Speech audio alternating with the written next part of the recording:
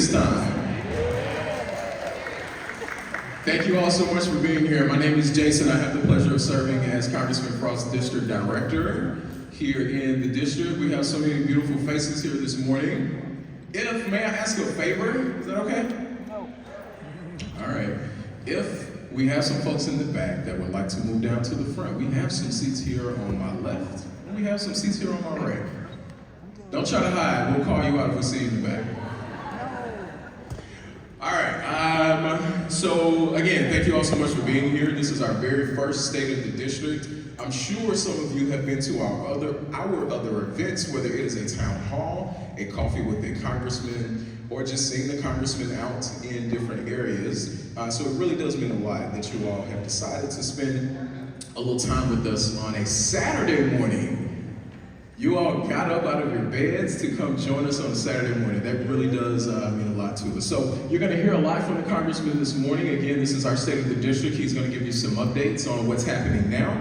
He's going to give you a recap of how he fought for you in the district in his first term, and we got some really cool videos for you as well.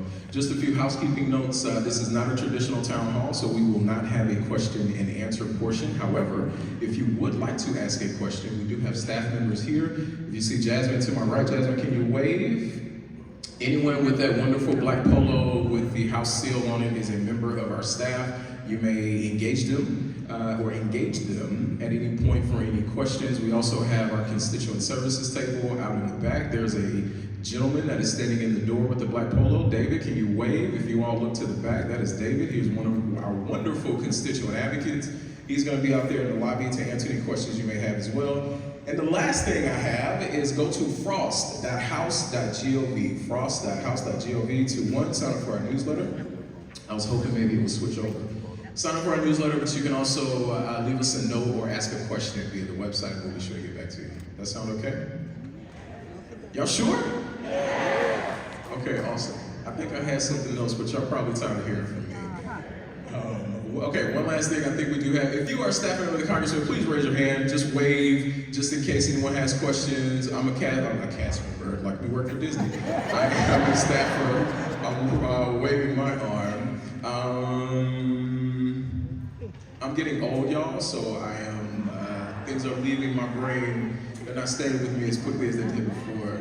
I know, I'm sorry. I was supposed to do elected officials. We have some wonderful elected officials with us this morning. We have our wonderful Orange County School Board member, Stephanie Vanos.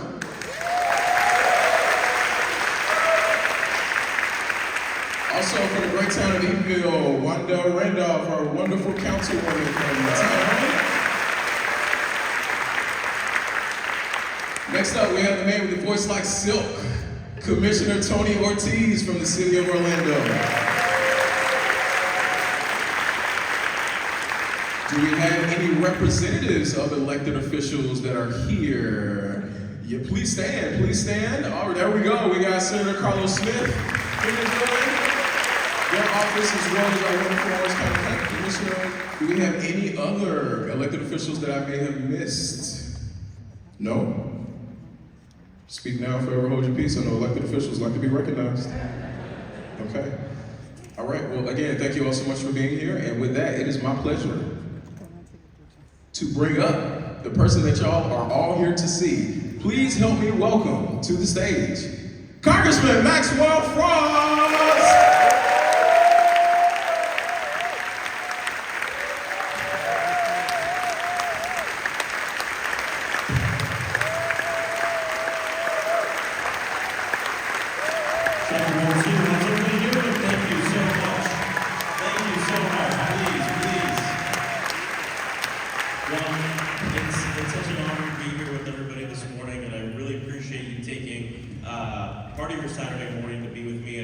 First annual State of the District, and the purpose of this is for us to talk a little bit about the work that we're doing.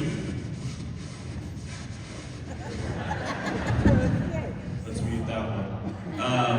The work that we're doing, the work ahead of us, and have an honest, let's have a conversation. It's just me talking, but you can hear from me about where I think our district is, and I'll be very blunt with everybody about the challenges that we face here in Central Florida, and what I think we need to do, and what our role is as a federal government, in helping to ensure that we have the resources to deal with it moving ahead. And so I'm just honored to be here, and I'm going to go ahead and cue our video.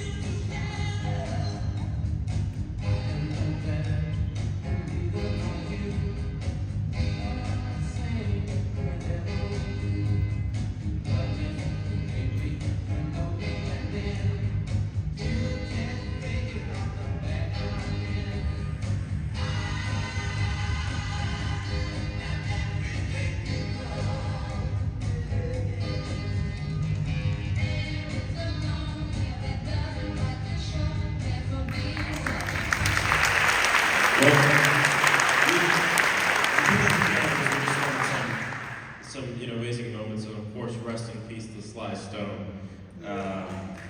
Yes. My staffer who put the video together, when I saw the video, I was like, thank you for putting that song in there as a tribute to him. And she said, I actually put it in there before he died. And so I cracked a joke about, I don't know, maybe she has something to do with it. But either way, everybody, we're going to move on to the next slide. Perfect. So, I want to talk a little bit about the first 2 years in Congress, and I'll be really honest with y'all. I think of this second term a little differently than I think of my first term. You might have an inkling of why, but we're just in a lot of a different moment right now in our country. And when I first got into Congress, something that was really important to me was to pass legislation, was to bring home resources to work with the administration to ensure that we can build things here in Central Florida. And obviously, we did a good amount of that. Of course, securing our Passport Orlando agency, which we're really excited about. That's still in the works. And that was relentless and constant pursuit on both my staff's agenda and also mine on being on the oversight committee and using any opportunity I had where I had someone from the administration in front of me, and especially from the State Department. I used that opportunity to talk about passports in Orlando because I realized that, number one, after about 6 months of being in office, one of the top reasons people would call our office was they needed help with their passports. Which, by the way, don't wait till the last minute if you're traveling. We'll help you. We're good at helping you, but don't just do it earlier. And it's taking a lot longer than it's ever taken, so do it a lot earlier. But either way, we're here to help. And when people have emergencies, and sometimes there's things that happen, deaths in the family, etc., where people can't plan for it. And so we found out, we only, in the state of Florida, have one passport agency, and it's in Miami. The next two biggest states, New York and California, each have 3. And it's a big deal because if that Miami passport office goes out, say because of a natural disaster after Hurricane Ian, it was out for several weeks, then we have nothing in the state of Florida. And so this is something we started to really push for. So there's a difference between a passport agency and a passport counter. There's hundreds of counters across the entire state, probably over 100 counters in Central Florida alone. This is where you can go take a picture and they submit the materials to the agency, they print it, and then it's mailed to you. The agency is the only place where they can actually print a passport same day. And so we're really excited. After relentlessly pursuing this, they announced 5 new offices across the entire nation, and Orlando's one of them. And actually one of the few instances of gaining government jobs right now. And so we're really happy about that. Of course, helping to create the first ever Office of Gun Violence Prevention. This is something I've been working on for a long time. Since before I got to Congress, I was working on this, and when I got elected, I said, what's a new thing I can do? Introduce legislation. And so we introduced this legislation, and we worked with outside organizations, movement partners, organizers, and we worked on the inside. It's what we call the inside-outside game, which is so important in moving through an agenda that we believe in. It's not just going to be politicians, it's not just going to be elected officials, it's us coming together with our movement partners, our advocates, constituents, and pushing from all ends. And then sometimes you get what you want, and it works out. And I remember getting that call from the White House where they said, we're creating the office, your bill is the blueprint for the executive order. And then getting to hear about what the office would do floored me, because it's exactly what we wanted. We've seen that over the last several years, the last 3 years, because of this office, but also because of the Bipartisan Safer Communities Act that was passed a few years prior to that, the first piece of gun violence legislation passed at the federal level in 30 years. Because of those two things, gun violence has gone down more in this country in the last 3 years than ever in this nation's history. We are safer because we decided to do something. Our country right now, I don't know what it is right now, but right before Trump, our nation was the safest it's ever been. And we've seen gun violence go down here in Orlando. And I attribute, some of this, or a good amount of it, to the Orlando Office of Gun Violence Prevention, which, if you didn't, it's like the best kept secret in Orlando. We have our own Office of Gun Violence Prevention that works at identifying people most likely to be shot, most likely to shoot someone, and they intervene to break that cycle of violence. We want to scale this even more. It's why my office worked with the White House to bring back $2.5 million to the city of Orlando to continue the program. A lot of that money's in jeopardy right now because one of the things that Donald Trump did is on day 2, he got rid of the Office of Gun Violence Prevention. Completely got rid of it. And so now it's incumbent upon really cities and states to try to do this work on their own and with community partners. And the work is still going on here in Orlando and in Central Florida. But we've seen gun violence go down in Orlando, 40% reduction in Boston, 23% reduction in Chicago. I mean, these things work and they save lives. And it's hard to prove the life that wasn't taken, right? Sometimes it's hard to talk about the shooting that didn't happen. But we know for a fact, due to historical trends, that we are curbing gun violence, and that's something that we're very proud of. Introduced 20 pieces of legislation, 25% being bipartisan, and 2 that made it through the House. One was the Fixing Gaps in Hurricane Preparedness Act, which I wrote and got Daniel Webster to be a part of, and we both worked on pushing that through. And then the second one is the Defense Oversight Act with Congressman Mills. And the whole purpose of that, I went up to him and said, you're very fiscally conservative, right? He was like, yeah. He's like, are you like that with everything, even the defense budget? And he said, yeah. So I think our defense budget is much too high. And unfortunately, a lot of it goes to waste. 75% of it goes to military contractors, and we don't know where most of that money goes. The DoD hasn't passed an audit the last 11 times. So it's a lot of my colleagues want to focus on the $6 or $7 a day a single mother gets on nutritional assistance, SNAP, WIC, but there's a lot of waste, fraud, and abuse within the Department of Defense that we need to look at as well. And so we introduced this bill together, and we actually got it through the House unanimously 2 times. We keep coming up to some block in the Senate. The Senate is an incredibly undemocratic body. One senator has a problem with something, they take it out. So I have a bone to pick with the Senate. But we got both of these through, and we're really excited to continue to fight for both pieces of legislation. And then standing up with our vulnerable communities as they're under attack. So we're really excited about that work we've done. I'll tell you a quick story so you can understand how different of a moment we're in right now.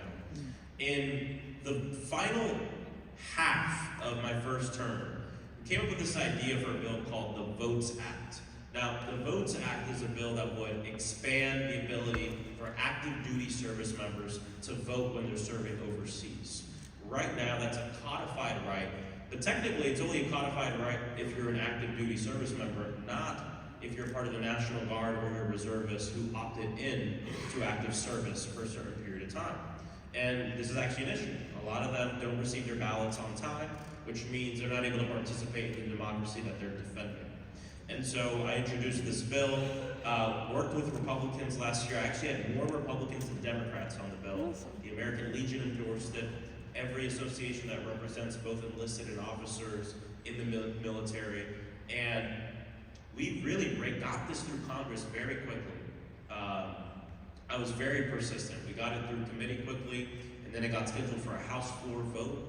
I did the extra work on the other hand, went to the Senate, found a senator that would hotline the bill. Hotline is when it's so not controversial that they don't even host a vote on it, and they just see if anyone objects to it, and then it goes straight to the president's desk. So we had this thing ready to go and get signed by the end of Joe Biden's term. And it was scheduled for a House floor vote under what's called a suspension. If your bill goes up for suspension, it means it's not really that controversial because you need 2/3 of Congress to vote yes on it for it to pass, not 50+1. Either way, we're about an hour away from the vote, and somebody makes a post on Truth Social.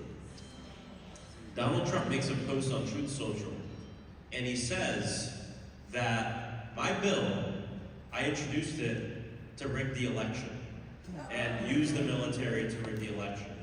So about 30 minutes before the vote on this super bipartisan piece of legislation to help our service members vote overseas, it was pulled from the docket. And less than 8 months later, as I reintroduce it, try to get it through, I can't get one Republican on the bill. This is a bill that had more Republicans than Democrats on it, endorsed by every military organization you can think of, even some of the most conservative ones. It was flying through the federal government, straight to the president's desk. And because he thinks I'm trying to rig the election using the military, and because a lot of my colleagues are scared of him, not one will get on my bill. Not one person. I'm still going to introduce it, but it's a thing that we won't, this was one that we thought would kind of be a layup, so that it's so common sense. But I just say this because I'm trying to explain to you guys that this different moment that we're in. There's different ways to measure the success of a member of Congress. I mean, for me, my first term, it was how much resources do we bring back, how much legislation do we push through, how much time are we in the community, all this different stuff. But I really think that we have different metrics right now because passing legislation is just not at the top of the list this term. It just isn't. There's only 6 bills that have been passed. So and signed into law. So at this point in other presidencies, you're usually at around 50 to 80. There's just no work being done in Congress in terms of passing legislation because they're very obsessed with just doing what the president wants to do, which is pass this horrible budget, which we'll talk about in a moment, that will rip away healthcare from 15 million people. And I've spoken with so many of my colleagues who usually have these bipartisan bills that get through, and it's just all stalled. So we're just in a little bit of a different moment, and I still take the legislative work seriously. We're introducing a lot of bills. We have a few we think we can get through, and I don't think the president will say I'm trying to rig something with it. But I say this to tell you that this moment it's just a different term for me personally, for our staff, for our office, because what we're doing now is essentially fighting against the administration on so many fronts to protect our civil rights and civil liberties, ensuring that we're communicating with constituents here, and we're doing more town halls and coffee with your congressmen and more events with the district higher velocity of events than we even had in the first term. And a big reason why is there's just so much going on. We want people to be educated about what's next. So we'll move on to the next one. These are community project funding, which is what used to be called earmarks, which is money that we can bring back to the district. We really want to focus in on transportation, on preparedness for storms, on transportation, on all these different things. The fix, I don't want to say the fix, but part of the solution to fix the housing crisis is going to be big federal leadership in a big bill. And we'll talk more about that in a few minutes. But in the interim, usually a lot of these funds are used to like spruce up a park, do stuff like that. But what I really wanted to do is hone in on using our ability to bring federal funds directly to the district to build housing, to help with transportation, to help with that's what a lot of this is. And so this was our first batch. The second batch was used as a political tool in Congress for another budget by my Republican colleagues, and so the second batch doesn't exist, no one's getting it, unfortunately. So that would be the second year of my first term. But now we're coming up and we're doing this process for this year. We're really excited about, hopefully, bringing back some more money through this. This is a little different than when you hear members of Congress talk about bringing home the bacon or this and that. We're talking about like federal grants, all federal money, which we'll talk about in a moment. These are called community projects, which is the ability for a member of Congress to apply for up to 15 specific projects in their community to get funding. We'll go to the next slide. The total federal, and I put this up here because I think it's important for people to understand how much federal money comes into Central Florida. And there's a lot of members of Congress that would be like, I brought home $1.8 billion. I'm bringing home the bacon. A lot of this money would happen no matter who you remember our Congress, right? This is federal money coming to Central Florida. Now, I would say we probably have a good half, if not a little bit more, that we're directly a part of, whether it's letters of support, reaching out to the administration to push for it, helping community partners work through their grants and different things like that, which in those instances it matters who your member of Congress is, because that's how you push through to get even more resources. But I put the big number up here because I want everyone to understand that when we talk about what's going on in DC, when we talk about the dysfunction, it really can and does impact here in Central Florida, our city, our county, our nonprofits, our other governments, our schools, etc. And it's to the tune of $1.8 billion, right? That really impacts us here in Central Florida. So I put that up there so people understand how much federal money exists within our region. We're also really excited about a lot of the events that we've been doing. Last term we held about 100 town halls and coffee with your congressman. If you haven't been to a coffee with your congressman, it's actually my favorite event that we do. Of course, because I can get coffee. But the second one is, we host these really big town halls that we love. They're really great for the photos. There's a lot of people there. But what I noticed is we could never get to everybody's questions, right? And I'm a little bit of a talker, and so sometimes I'd answer a question too long, and that would impact everything else. So we started something called Coffee with Your Congressman, and the good way to think about it is it's kind of a mini town hall. It's more of just a conversation between me, and usually we try to keep it around 15 to 30 people, and we usually advertise it only to folks who live in that right around the coffee shop. The last one had about 65 people, so it's growing a little, but that's fine. Maybe we'll cap that at 65, but the whole point of it is for it to be intimate, and I really stay and answer questions until there's none left. And so if you ever see that we're in your community with a coffee with your congressman event, please come out. It's super chill. It's just a conversation. We talk about everything.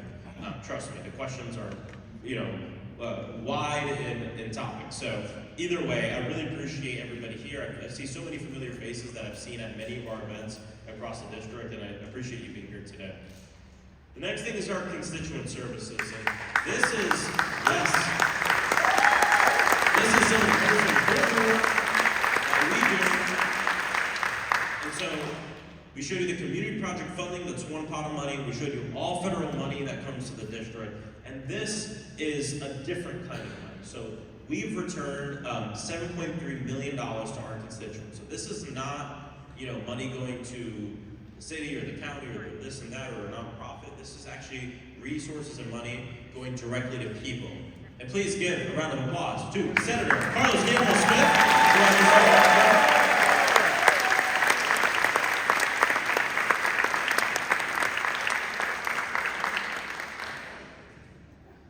$7.3 million returned directly to people. And in a few minutes, you're going to hear from a lot of folks that we've helped directly about what this means. This means, sometimes we have people who come into our office or they come into our satellite office and they, for some reason, they believe they've gotten less of the money than they deserve on Social Security. Or maybe they've been having a problem with the IRS. They've been waiting on a refund or anything like that. What we do is we advocate on your behalf with the federal agency to figure out what the problem is and hopefully quickly get it resolved.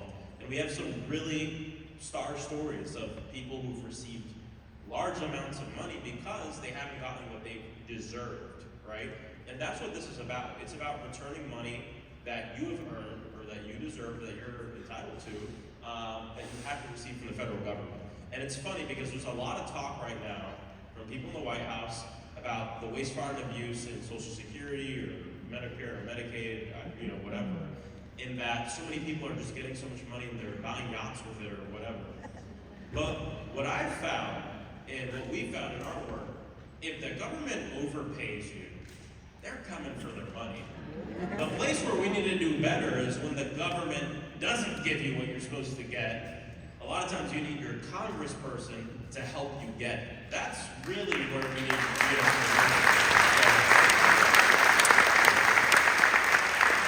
4,500 cases solved, and it's really our amazing staff here at the district level. No matter what chaos is going on in DC, this is the bread and butter of the congressional office. It's some of the most important work we do. Our first satellite office we opened was actually in Bithlo. One of the reasons we did that is a lot of folks there feel forgotten about by government. And so I like to go there. We opened up our office. We also opened up one of the first satellite offices on a college campus. We had one last term at UCF, where I assume most people would be asking just about student loans, and a lot of people ask about student loans, but some of the primary issues we see on campuses with our students actually has to do with food insecurity and housing, not having a place to live. And this is going to increase as the housing crisis gets worse and as more colleges and universities go away from traditional dorms and more to off-campus student housing, which is just apartments outside of the university. And so next up, we're going to play you a video, a little bit that'll tell you a little bit about our constituent services. My name is Henry Sifferblatt, and I'm from Bethlehem, Florida. I didn't even know my wife was doing an allotment for Social Security off of mine, and I was told about it a few years ago. And I just never got the ball rolling to do it until I walked into the office and they walked me through the information on my wife's caretaker, basically. And I was able to sign the forms for her, and then Social Security immediately got the ball rolling. So it was really, really helpful. You ever receive back pay? She did receive back pay for a couple months, which was a huge help. It's actually one of the reasons I retired, was the fact that we had a little bit more income coming in. And it's been a huge relief, not only with bills, but her being able to have Social Security where she can spend her own money, and it just a huge impact. I've been working since I'm 13, 67 now. And I've paid my dues through taxes, through volunteer, through hard work. And it always wasn't really enough. And the opportunity to get the Social Security for my wife came along, we jumped on it because we didn't know if it was going to work either. So getting it in under 60 days was quite a surprise. I'm Ron Olson. I'm from the east side of Orlando. I'm a 100% disabled veteran because of that VA takes care of all my medical needs. So I got rid of Medicare Part B. But the downside of that is if the VA doesn't take care of you there, Medicare Part B would. I didn't have that. So when it came to the COVID boosters and the RSV vaccine and some other things, the VA was probably a year or so behind and be able to implement. And I have almost every health condition you can imagine. So I was scared to death of not getting those things. So I needed some way to get around, to get through that barrier between not having Medicare Part B and getting the VA to do something. So I figured, well, time to call my congressman to get that 25-cent injunction sent to see if we couldn't get something moving. And it did, very fast. I think I got through to you on Friday, I think, and on Monday, miraculously, I got about 12 phone calls from different VA directors, and then had me come in that afternoon, I got my shots. So I was really impressed. I wanted to compliment you and your staff.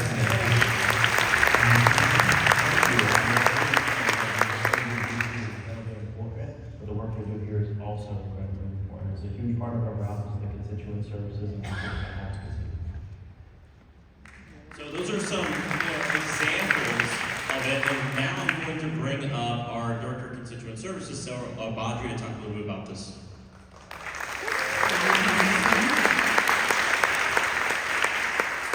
Can we get another round of applause for those incredible stories?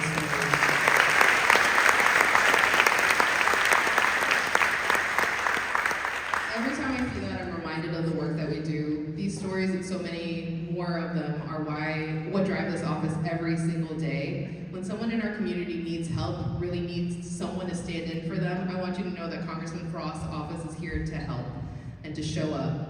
I'm so excited to be here with you today. Some of you might not recognize me from the high visibility vest I was wearing or the umbrella that I was carrying this morning, but I wear another hat. I'm Sarah Baudry. I serve as the Congressman's Deputy District Director and Director of Constituent Services. I want to focus on some of the behind-the-scenes heroes that are working to make sure that government works for you. And I'm talking about Congressman Frost's Constituent Services team. The folks who step in when federal bureaucracy gets a little overwhelming and make sure that your voice is heard, your problems are addressed, and your needs aren't forgotten.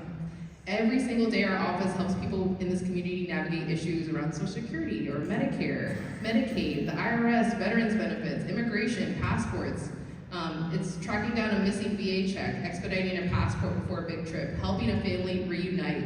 Our team is here to help you. And today I want to give a huge shout out to the incredible folks that I get to work with, some of the best caseworkers in the country, and really truly two men that I have the honor of working alongside, David Sanchez and Kyle Thorpe. Please give them a huge round.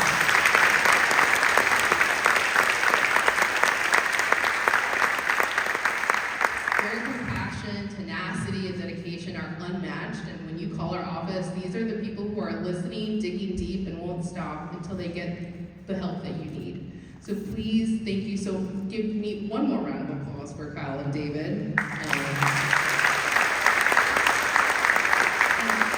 want to recognize another group of folks in the room. If you're one of the folks here today that has trusted our office with your case, whether we help you resolve a benefits issue, get a passport on time, help you with an immigration or naturalization issue, or navigate anything difficult, would you please stand up if you're comfortable and so we can recognize you?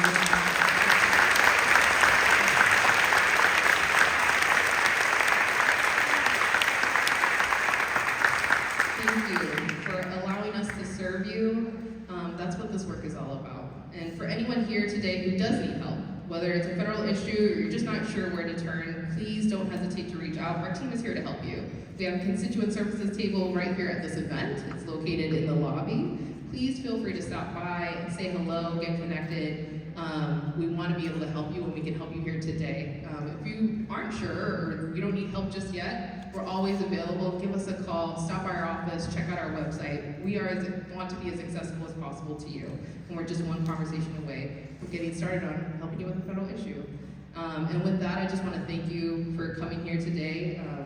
We're part of your community, and shout out to Congressman Frost's Constituent Services team.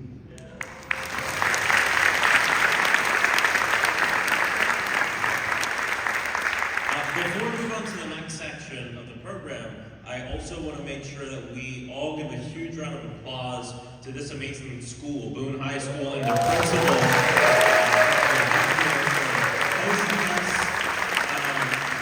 We have so many amazing schools in this district, and I visit a lot of them, and I spend a lot of time in our schools and our elementary schools. But I gotta tell you, coming to Boone, they have one of the most politically engaged and active group of students I've seen. So,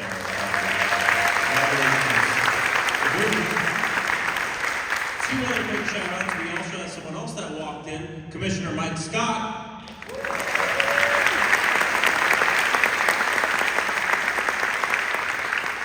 And, of course, I saw my frat brother walk in, so I gotta say, Blue 5. All right, thank you. We're going to move on to the next part of the program. So I just want to talk a bit about what we see as some of the most pressing issues in Central Florida, and then some of the work we're doing in DC to fight those issues, whether it's legislation, whether it's resources we're aiming to bring back. We think it's important. One of the beautiful things about being from this region is, especially the city of Orlando, we're actually a pretty young city compared to a lot of other ones across the state. And we're a region that's rapidly growing. We have an identity, but I think we're still working on our identity as well.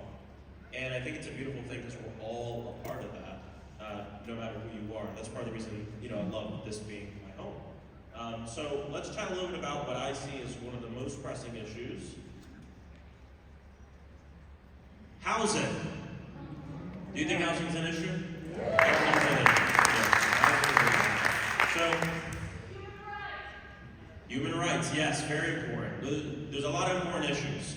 But, you know what's interesting? Usually, when I was on the Kamala campaign, and I'd be at the rally, right? I'd be doing a rally with a bunch of people, and I'd to ask people, what are the most pressing issues you face?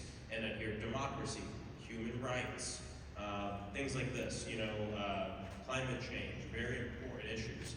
But something I always did is I would leave the rally and I would just walk around the campus. I did a lot of youth stuff, believe it or not. I walk around the campus and start talking with random people who I didn't know anything about them. And I actually heard a very different set of answers. I heard a lot about food insecurity, I heard a lot about housing. And I think it's really important, let me try not to get on the soapbox here, but I think it's really important for everyone, because this is obviously a pretty politically engaged audience, and we care about a lot of issues.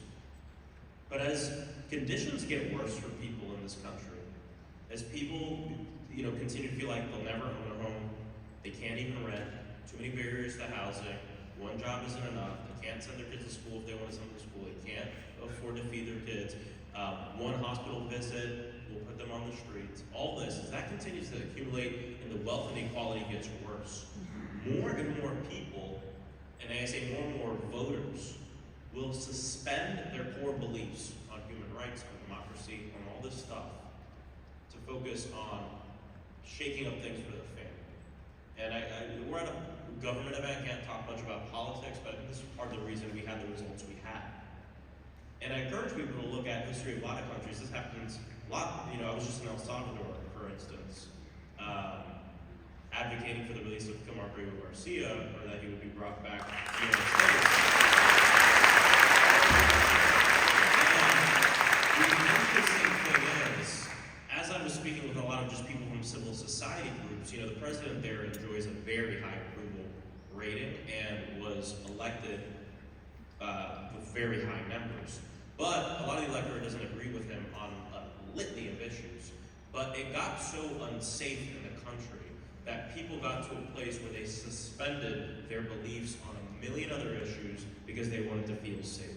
And I promise you all, as our economy continues to get to a place where the economy could grow, but working people don't feel it, and it mainly goes to the top 1%, and people can't afford to live, people will suspend their beliefs on human rights, on democracy, on the things that we all believe in to help themselves. That's why we have to fix the housing crisis.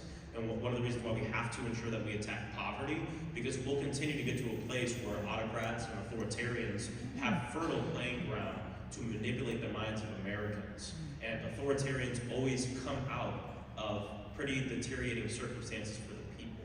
And so I bring this up because I think the economy, but more than the economy, because the economy can be growing and then working people could not be doing well. I think that's what's going on, what was going on last year. The housing crisis, I think, is one that hits everybody. Because whether you're a homeowner and you're dealing with, what's that word? Taxes. Property insurance, or you are a tenant and you're dealing with rising rents or junk fees, or let's say you want to become a tenant and you can't afford to rent because you don't have first, last deposit, plus the million other things you didn't know about until you're about to sign. All of this impacts us all. So for so long, the federal government has washed its hands clean of housing.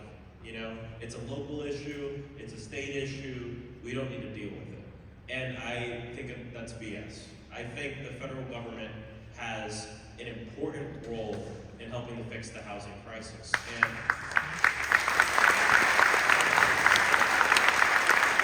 so this is the state of the district. So let's talk about the state of things here in Central Florida. And there's a lot of great work being done at the county level, at the city level. People are working on this. Housing is being built. But I want to take a step back and look at the bird's eye view of what's going on here in Central Florida so we understand where we want to go and what we need to do with the federal government to help. Number one, we know more than 80% of people in our region are spending more than a third of their income on housing. That's not good. There's also a lack of affordable housing. There's an organization called the National Low-Income Housing Coalition.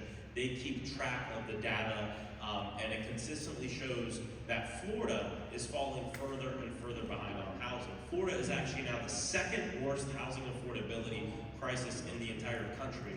California is number one. We are number two. In our region alone, for every 100 extremely low-income renters, there's only 19 units they can afford. Let me say that again. For every 100 people who are extremely low income in our region, there are only 19 units that they would be able to afford. When we say afford, that means 1/3 or less of your income going towards your rent, which is what we aim to get for our people. Property insurance. We all know it's not even just about affordability for renters. Homeowners are suffering an affordability crisis as well with property insurance being thrown off your insurance, your rates being hiked. The governor called a special session on this a few years ago and passed a bill that really focused in on what he says. You know, he says the problem is people filing false claims. That's why we're in this problem, which is about 0.01% of all claims filed. What we really need here is accountability in this industry, regulation, corporate regulation, not just in the insurance industry, but also in the reinsurance market, which is where a lot of this stems from, and where a lot of the root issues are here as well. Orlando homeowner premiums are double the national average, and it's making it hard to even own a home. I actually did a roundtable on this, and you had people. There's a multi-generational room. You had new families who have work, who want to own a home, who can't own a home, and because part of that reason is the crisis with insurance.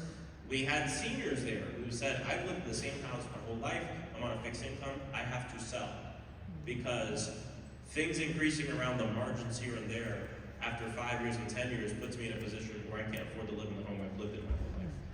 The other thing is homelessness, which is important to talk about. Homelessness is a housing issue. These aren't two separate issues, it's the same issue. And I think it's really important that we see it that way. Every time,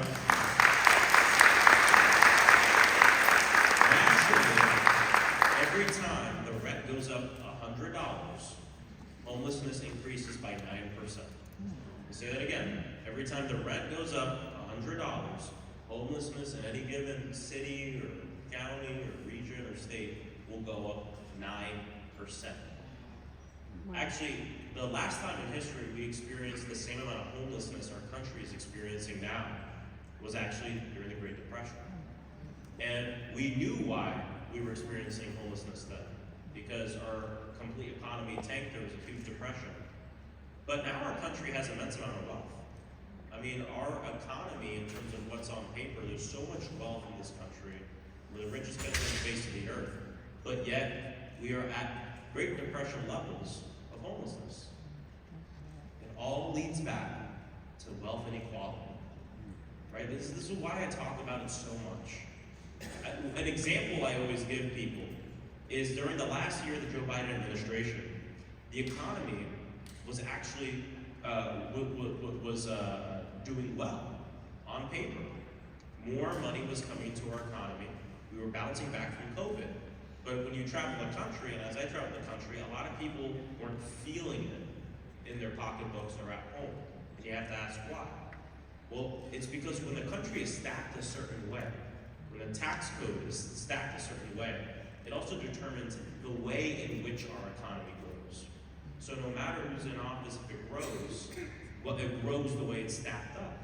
And so that's part of the problem we face in this country is there's so much wealth, but it's so concentrated. Do you guys remember, just 15 years ago, the richest people in the United States were billionaires who had $3 or $4 billion.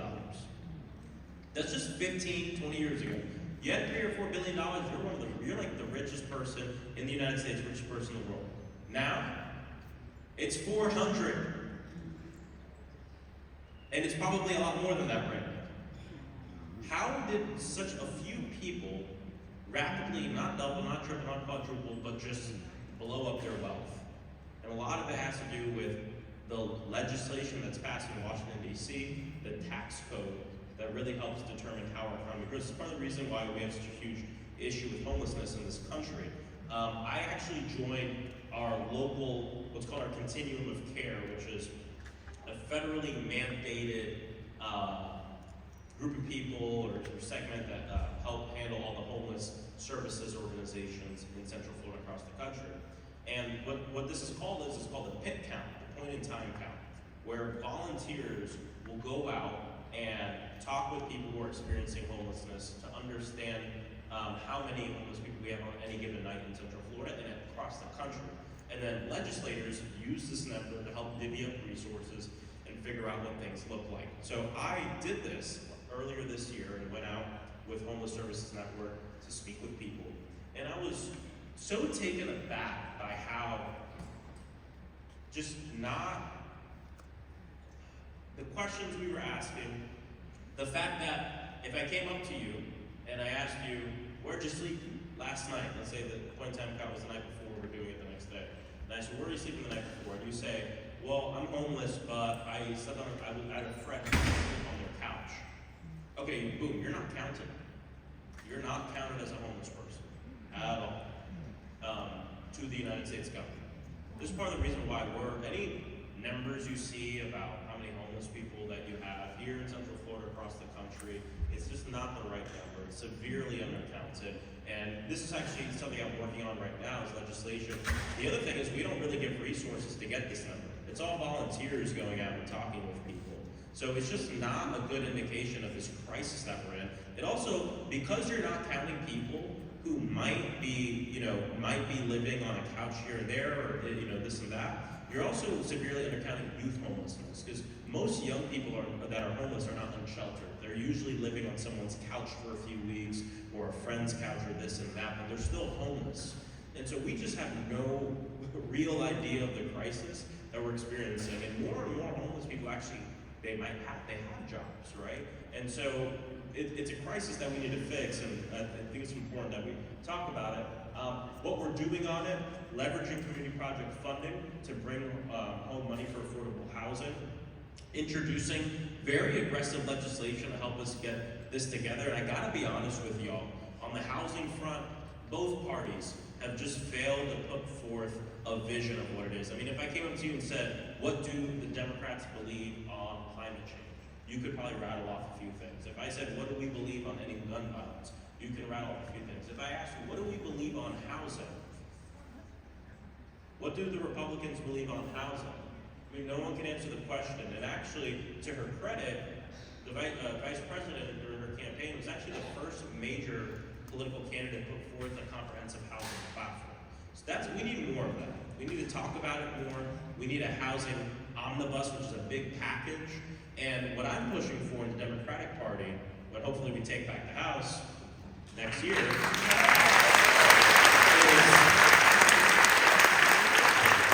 something we always talk about is HR 1 through 10, right? Those are the first 10 bills that we'll aim to pass. And what I'm advocating for, and I speak with people about it almost every day in DC, is one of our first 10 bills has to be a housing package that addresses this from homeowners to tenants to building more to consumer protections.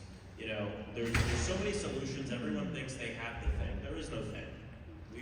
It has to be a big package that brings it together. Building more isn't the only thing that's going to help us. We do need to build more. But then consumers don't have enough power in the marketplace. Tenants have zero power in the state of Florida. So we need to work on all of this holistically. Developers, tenants, homeowners, municipal government, nonprofits, continuums of care. When we take this all into account, I think this is how we're going to fix the crisis. And so you guys know, I'm deeply involved in these conversations in DC. My hope is it'll be one of the priorities for Democrats moving into the next term, and that we can really put forth the first real national housing package that's not just based on block grants and here, because part of the problem with the way we deal with homelessness is it's more of hiding it instead of fixing it, and it's more of that.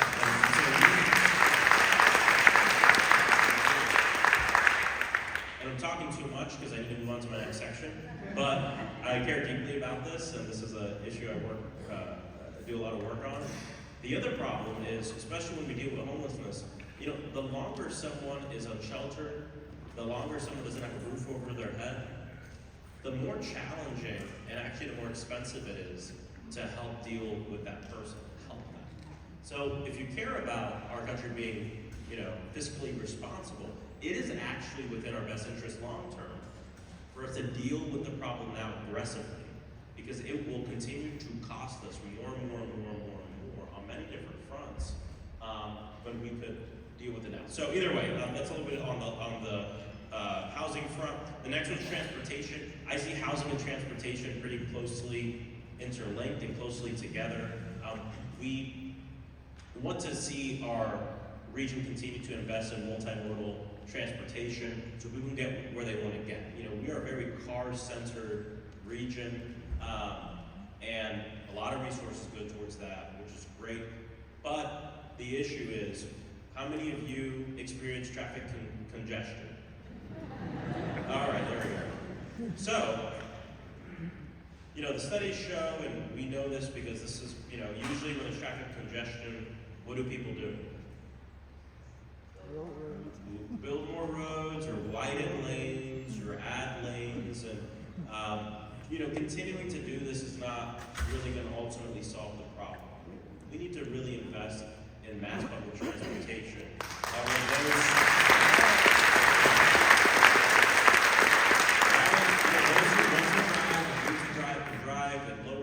Traffic congestion, but it also makes our city and our county and our region more affordable for people. If you don't have to own a car to get everywhere, and it's going to take time. I'm not up here saying we need to be like New York City, or we need to be like, I'm not up here saying we're going to be like these places, but it's just about having more options and freedom of mobility for our people, and especially for a lot of our workers, so they can get to work. And so we're very excited about Sunshine Corridor, which is a program that a project that's being worked on to help connect the Brightline train that right now ends at the airport, zigzagging through Central Florida and going to Tampa. And actually, my favorite part of the whole thing is connecting with Sunray, which would make it, which would make it so you can hop on a Sunrail train and get almost anywhere in Central Florida, and hop on a train and get down to Miami or get to Tampa. Thank God, skip that traffic on I-4 going to Tampa. I almost rather drive to Miami than drive to Tampa.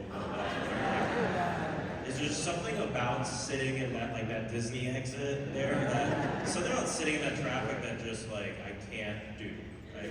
But either way, so this is a project that everybody's hyper engaged in. We've brought back multiple federal grants that help with planning, moving out there, but this is going to be instrumental for our region. But here's the thing, let's say we have Sunshine Corridor tomorrow.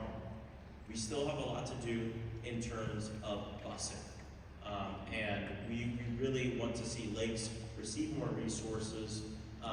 They're severely underfunded, and part of the thing is, and many of you voted on this, we had the sales, or the tax to give the county a dedicated funding source for transportation.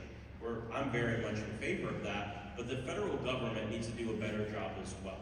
Right now, there is an unset rule where pretty much 80% of all federal money for transportation goes to highways and 20% goes to transportation. I really think that's something we have to step away from so we can unlock more federal money to build more rail, to do more busing, and to make it so that we are really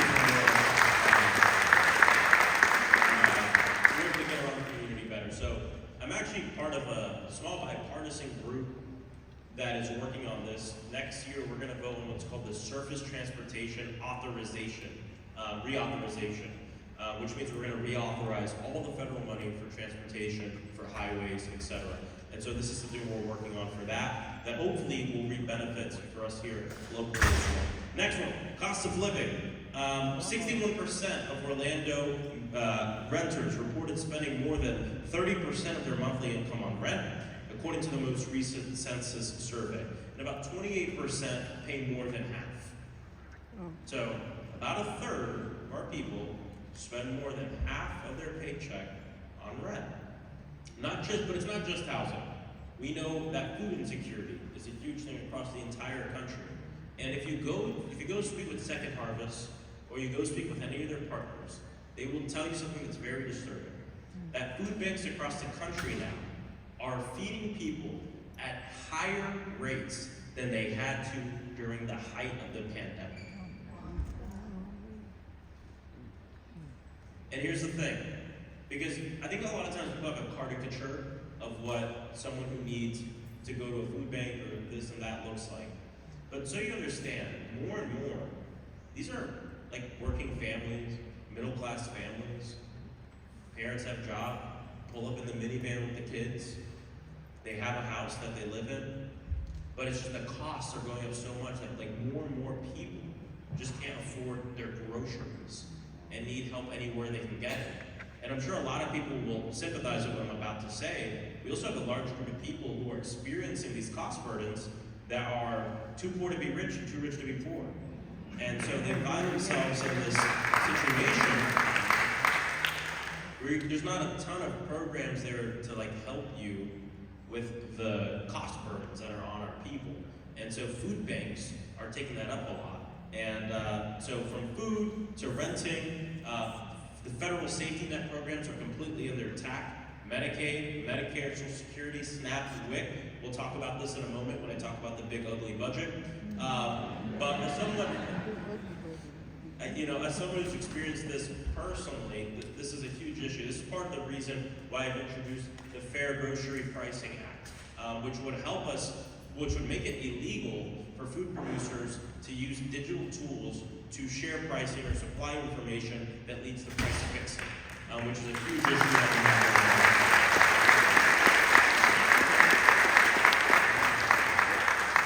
And obviously the investments we make in both housing and transportation are also going to help on this front as well. Some of the most amazing work that happened under the Biden administration was the work going on at the Consumer Financial Protection Bureau and the FTC under Lena Khan. And the work that they did on attacking corporate monopolies and helping to ensure that there's no price price fixing really helped with a lot of the price gouging we see happen during COVID, actually.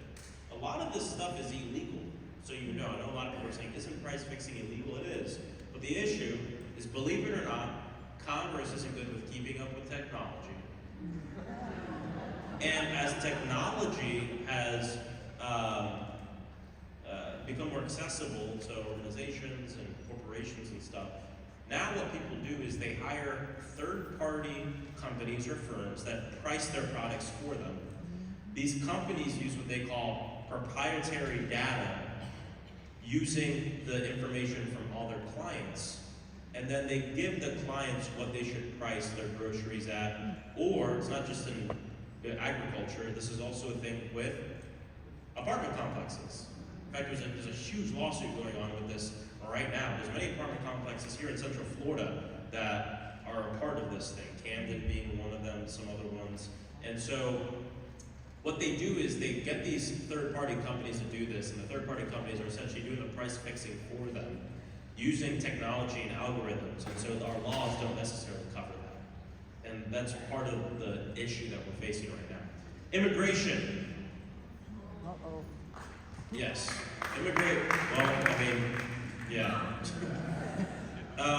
Immigrants make up more than 20% of Central Florida's population. We know a few things. Number one, there is this horrible, cruel campaign going on right now. And I don't mince my words about it because I think it's important that we're factual. That, number one, there's no mass deportation campaign going on. Why do I say that? Well, deportation is actually a process that you go through. It's a legal process. It can take anywhere from a few weeks to a few months to upwards to a year. But that process isn't really what's being played out right now in the streets. What's going on is we have masked federal agents in unmarked vehicles pulling up to schools, churches, ball games, our streets, snatching people off the street, not identifying themselves, putting them in a detention facility where their family doesn't know where they are, their friend doesn't know where they are. They get skipped around the entire country. Usually they get put in a facility. A lot of people are being sent to Texas right now. And a lot of them just disappear. They get sent to some other country. It is kidnapping, and it is trafficking people.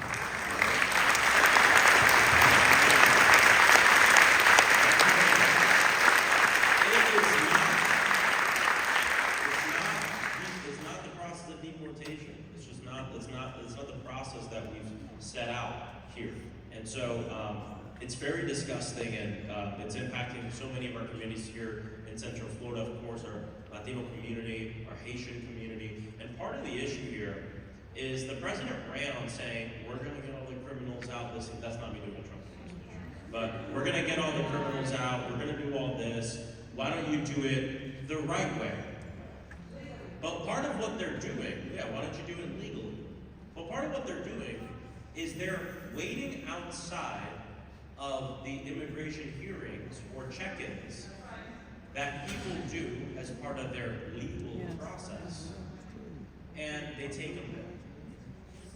Do you think more people are going to want to do the legal process if their family members are being scooped up at the courts, at the offices where they do their check-ins? No. It's going to push more people into the shadows to not show up.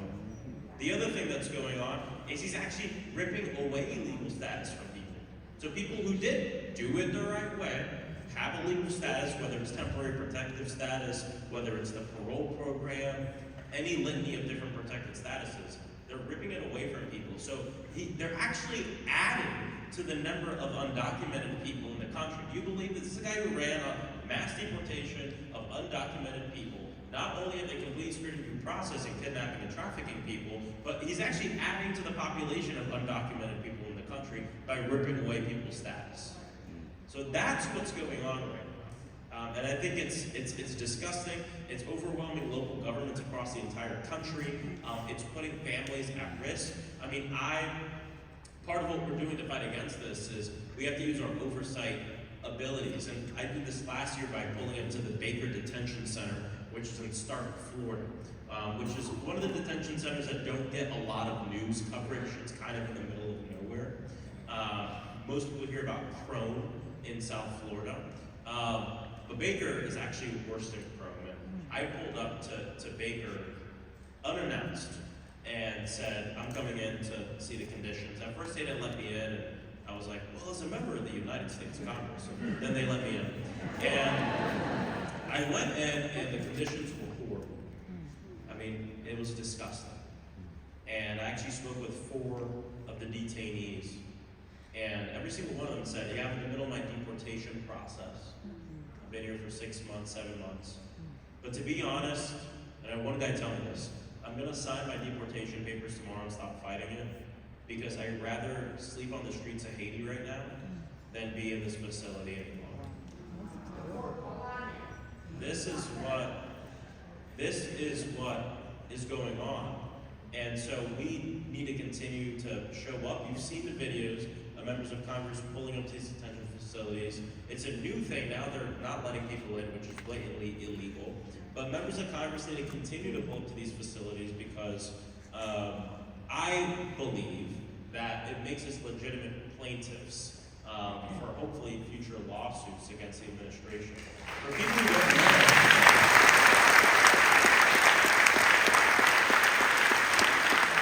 one of the questions I get asked a lot is, Maxwell, why aren't you suing the federal government? Well, I have 2 reasons for you. One is, I don't have money to sue. 2, I don't have resources to sue the federal government. But 2, members of Congress are actually not allowed to sue the government. And why? It's actually a really good reason why. If we were allowed to sue the federal government, it would be so abused. If a bill passed and a member didn't like it, they would sue. And it would just be a never-ending thing. So members of Congress, actually, we can't sue the government based on legislation. However, I really believe that this is an exception. Some lawyers agree with me, some don't. We're working through it. Jamie Rasmussen's working on this with me as well, because I believe that we are legitimate plaintiffs in a case where the law says a member of Congress has to be able to enter a facility without getting prior approval. It says we can just pull up. But part of what ICE is doing is they're now holding detainees and holding people in federal building basements, in police, in like local jails through what's called an ICE detainer. And what they're saying is, well, we don't have to let you in because technically this is not an ICE detention facility. This is a federal courthouse, and they're being detained in the basement. Or this is an ICE processing center, but it's not a detention facility, so we don't have to let you in. So part of the reason why I think we need to litigate this is because, and it could go either way, obviously, but the hope is that we would get more clarity on it, and it would push the administration to actually let members of Congress in to continue our work.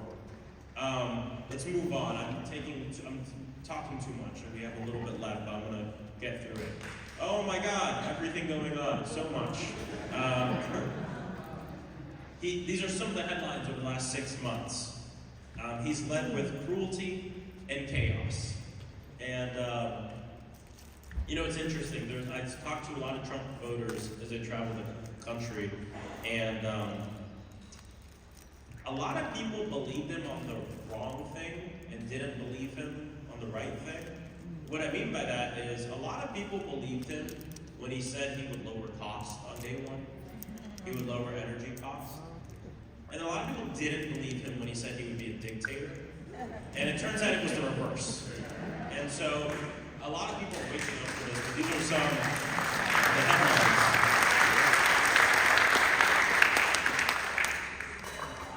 I am going to actually skip the video real quick. So we're going to go boom, skip, boom. I want to talk about this real quick, because just in case I don't know where we're at on the time, but I want to make sure I get through this, and then we'll go back to the video. It's me talking. I want to talk about the big, ugly bill and how this is deeply going to impact our country. This is a bill that's being ran through Congress right now. It got through the House of Representatives, 1 vote difference. 1 vote difference. They noticed the hearing at 3:30 a.m., at 1 a.m. 1 a.m. And so I was in a leadership meeting with our leadership, And I was like, I do think, on this committee it's very small, there's like 4 Democrats on it. But I was like, I do think we should all just like show up. And we should try to get people to come out and protest, and we should make a big deal about it so people understand what's going on at 1 a.m. And so they agreed, and so I organized with a group of colleagues, members to introduce amendments.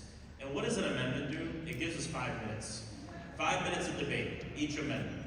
And I wanted to delay this bill because my kind of theory of the case was every minute we delay the bill, we push the debate into when everyone's awake. And it allows more people to understand what's going on, and hopefully puts more pressure on the representatives that are about to vote on it to hopefully do the right thing and vote no. So we organized a little over 100 of our colleagues to introduce 500 amendments. And we lined up those. We were there at 1 a.m. And honestly, it's a very proud moment for me in Congress, just seeing that line of members of Congress just out the door, down the Capitol steps, ready to do what politicians do well, talk. But use our ability, our talking and our ability to debate this to drag it as long as we could. And we stalled it for 30 hours. For 30 hours straight, we were in there debating, cycling people in and out, in and out, in and out, in and out. And through that 30 hours, there was protests, calls, and what they expected to be a vote that would pass with about 4 votes ended up being with 1. And there's 2 members of Congress that we actually thought were going to vote no on it and kill the bill. But they got a call from Donald Trump during the vote. And what they ended up doing is something very interesting that legislators do sometimes. They call it taking a walk. It's when there's a controversial vote and you don't want to vote yes, but you don't want to vote no. Maybe you go to the bathroom, or you fall asleep. And this is what these 2 guys did. They said that they fell asleep. They did not. This is the biggest bill they're going to vote on this Congress. They didn't fall asleep. They didn't want to be on the record because they represent very purple districts. And they didn't want to vote yes, and they didn't want to vote no. But what they should know is their not voting is a yes vote. And so now that bill is in the Senate. We just received the Senate version. In a lot of ways, it's worse. It impacts the Medicaid in a worse way. They did take out some of the provisions we didn't like, but I want to be clear about something. There's no way to make the bill a good bill. There's no way to fix the bill. We have to stop the bill. It's not a good bill. But I do believe in the case that we can't stop the bill, that reducing the harm is important. And that's part of what we're trying to do is reduce the harm in this bill. But to give you guys some hope, the bill's still far from being passed. They have to pass a Senate version, and the Senate Republicans are debating about it. You have some of them who think, it's too evil, we need to moderate it a bit. And then you have some people who say it's not evil enough, including Rick Scott. He wants It's just interesting to me that, he's a historic senator, guys. He's a historic senator. He is a historic person because before the Senate, he had the largest Medicare fraud in the history of our nation. And now he wants to oversee the largest Medicaid cut.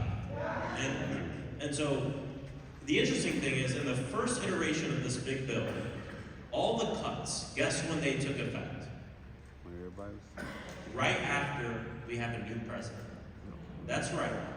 All these cuts to Medicaid, where 15 million people lose their health care, they made it so that way no one would actually feel it and get kicked off their health care until Trump is out of office. The far right in Congress said, to their credit, a lot of the people in the Freedom Caucus don't care about political repercussions. They just want what they want. So what they said is, we want the cuts earlier because we want the savings earlier. And they said, we're going to sink the bill unless you make it earlier. But Trump and Mike Johnson were like, well, we don't want the cuts now. It's going to hurt people and we're in office. And we want people to think we're good. So their compromise was now the cuts go into effect right after the midterms. So they know what they're doing is wrong. And the reason why they're making all these cuts to nutritional assistance, While they're making all these cuts to Medicare and Medicaid, there is a cut to Medicare actually, $500 million to the administration, which does impact Medicare. The reason why they're doing all this is they want to give a massive tax break to billionaires and mega corporations. And remember when I was talking earlier about the tax code really helps set the way our economy grows? They want to make wealth inequality even worse in this country.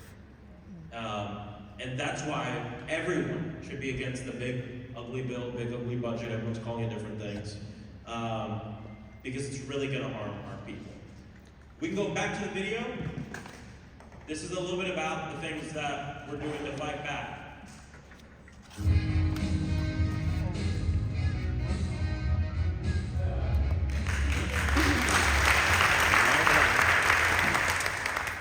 We're not in this because people have lived beyond their means, but because we've been denied the means to live.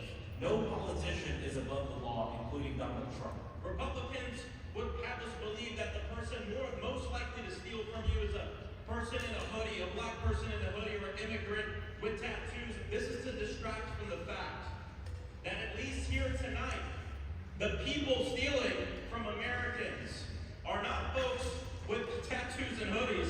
It's people wearing suits and ties and congressional papers.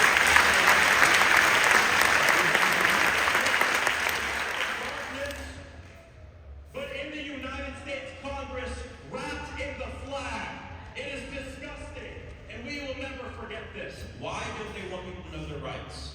Well, because if we know what our rights are, we'll also know when Trump tries to take them away. Under Doge, it feels like efficiency and anti-fraud have been actively defunded, deregulated, dismantled, and disregarded. I know what I want, what the American people want, and what the people deserve, a government that works for them. There is no mass deportation campaign. Deportation is a process that is not being followed right now. What's going on is people are being snatched up in the middle of the streets, trafficked, kidnapped in the middle of the streets, trafficked to other countries without due process.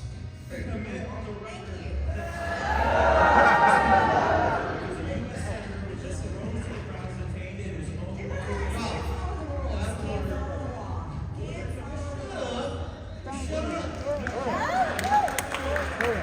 Many people of different statuses here in Central Florida, and we're all neighbors. We're all Americans. We all live in this country, and we all work out for each other. And I'm just looking out for everyone because I don't just represent the people that voted for me. I don't just represent the people that can vote. I represent everyone who lives here.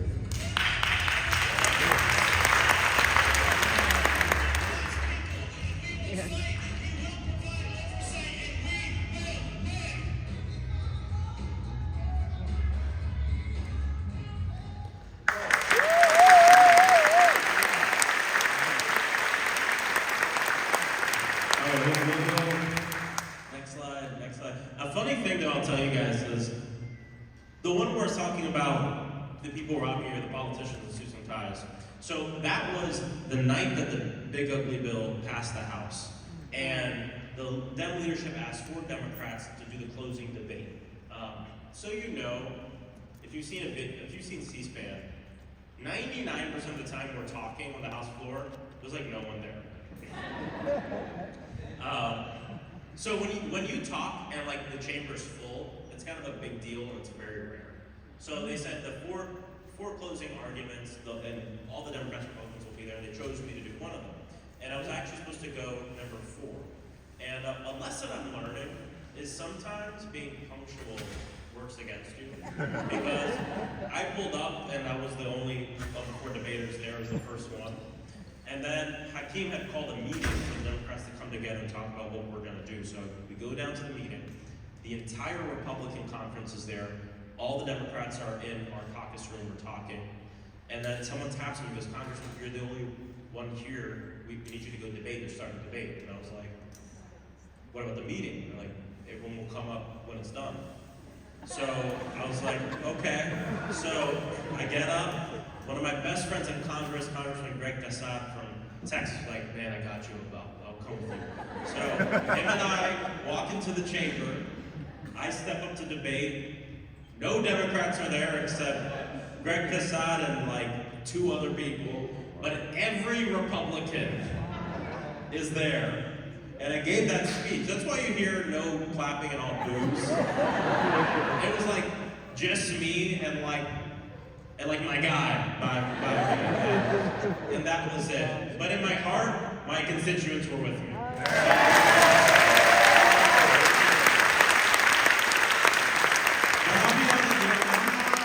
I usually am not someone who gets super nervous with public speaking, but when I stood up to debate there, I had a bunch of nerves.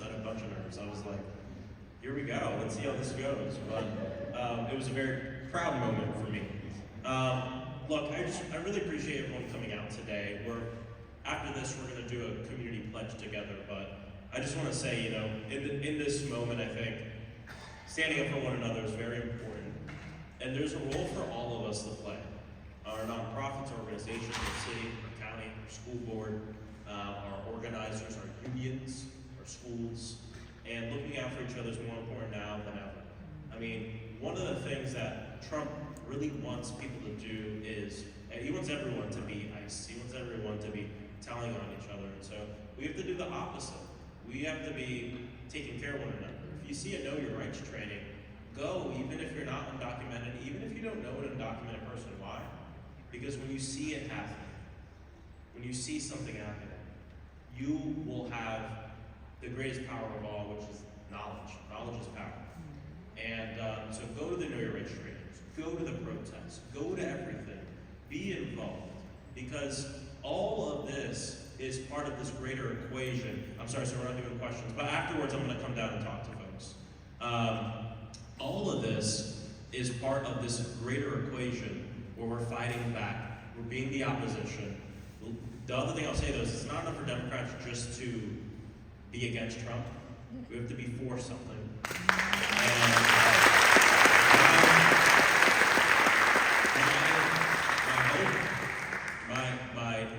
My belief in my politics is people are struggling.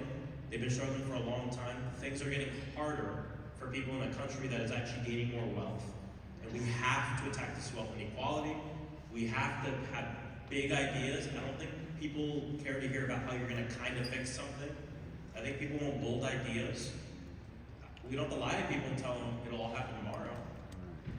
I never ran on a promise to pass legislation that would give everyone health care tomorrow.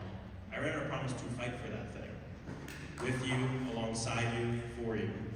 And that's how I think we're going to be able to, of course, win, but build a country that is really worthy of being in. The next slide, please. So something that I did at my swearing-in ceremony. Was anyone here at my swearing-in ceremony? Like 2, now 3. Can y'all believe it has been? No. It's been like 3 or 4 years, and it's crazy how much things have changed. You're gonna love it. My original congressional portrait photo. Many of you have seen this photo. It's like me, like. And I just took my new ones, and it's giving like freshman year photo and senior year photo. My new one, I'm more like. So I'm excited to post those side by side. But something I did at my swearing-in ceremony is I did my oath of office, but everyone there also did a community pledge. And I think it's really important because it's a time for really all of us to be engaged. So if you will indulge me, I'd love us all to repeat this together before we go back out into the world. And so you all know, I'll be down here to shake hands and say hi to everyone. I really appreciate you all for coming out today and spending your Saturday morning with me. Again, if you need anything, we have a table set up in the back. Constituent services, reach out to our office. It's an honor of a lifetime to be able to serve you. And without further ado, if you can, if you're able to, please stand.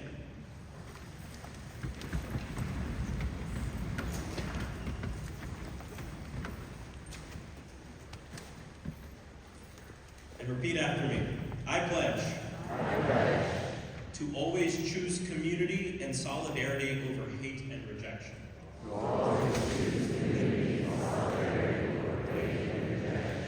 To proactively fight for our shared values and freedoms. To treat my neighbor like kindness and compassion.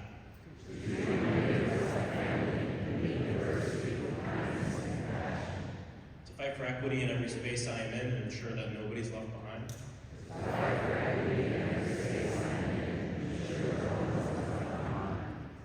To turn words into action and inspire others to do the same.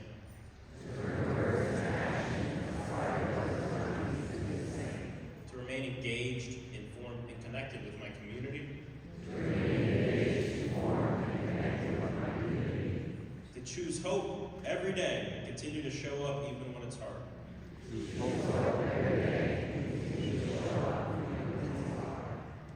To always lead with love, with courage, and with the unwavering belief that a better world is possible for all of us.